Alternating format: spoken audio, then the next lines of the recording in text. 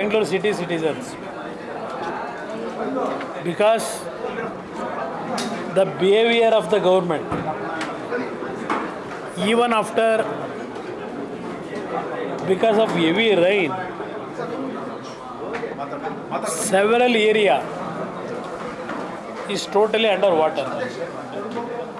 But up till now, not a single minister, not only a minister, even representative also, nobody visited those areas. In several areas, the affected people, they vacated the house.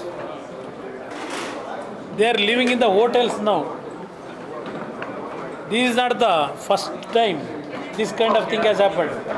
From last 3 years, several area, same thing is occurring every rainy season.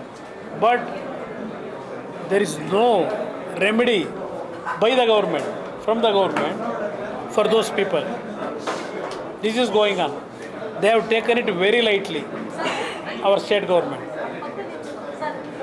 It is really shameful to the government, according to me. They are telling, don't spread that to spoil the Karnataka's name. This minister is requesting opposition leaders. But everybody knows it. Entire country knows it now. What is the fate of Bengaluru city? Once upon a time, this city, Silicon City,